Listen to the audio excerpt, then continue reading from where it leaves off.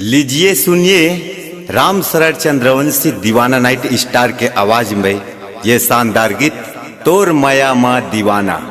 मैं दीवाना हो गयो रे गोरी तोर माया माँ दीवाना।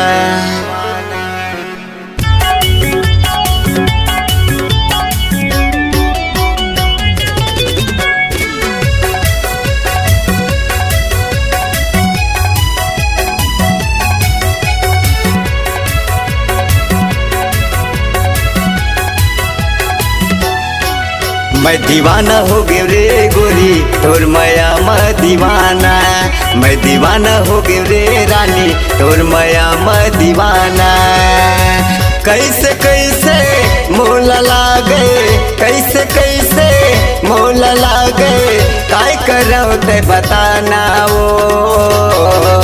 मैं दीवाना हो गयो रे गोरी तोर माया माँ दीवाना। मैं दीवाना हो गयो रे रानी तोर माया माँ दीवाना।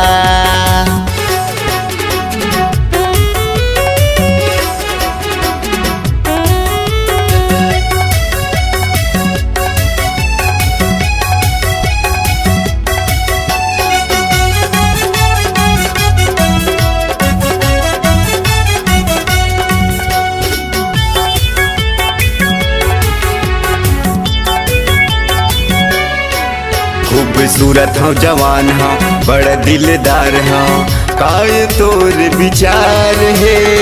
आजा मोर बैहा माया जा अड़बड़ तोर ले प्यार है।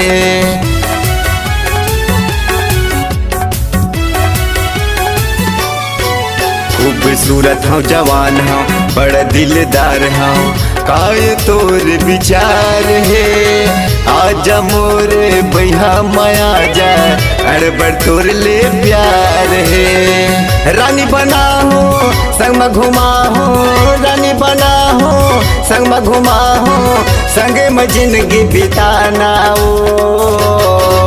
मैं दीवाना हो गयो रे तोरी तोर माया माँ दीवाना। मैं दीवाना हो गयो रे रानी तोर माया माँ दीवाना।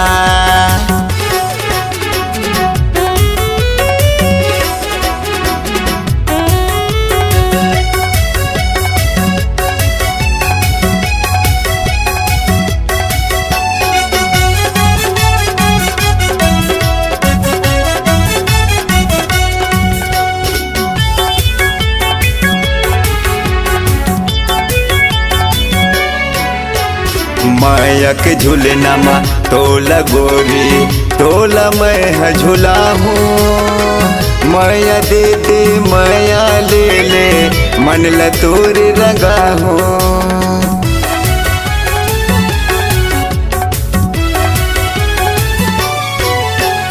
माया के झूलना माँ तोला गोरी तोला मैं झूला हूँ। माया दे दे माया ले ले मन ला तोर रंगा हो। पता ठिकाना देवत तोला पता ठिकाना देवत तोला फोन जरूर लगाना ओ। ए सुना था अगर मोर दीवानी होबे तो दीवाना ला शेयर कर दे और ले मोर मोबाइल नंबर ला लिख ले 91 65 55 32 18। मैं दीवाना हो गयो रे गोरी तोर माया माँ दीवाना। मैं दीवाना हो गयो रे रानी तोर माया माँ दीवाना। मैं दीवाना हो गयो रे गोरी तोर माया माँ दीवाना। मैं दीवाना हो गयो रे रानी तोर माया माँ दीवाना।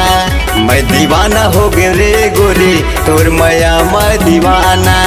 मैं दीवाना हो गयो रे रानी तोर माया माँ दीवाना।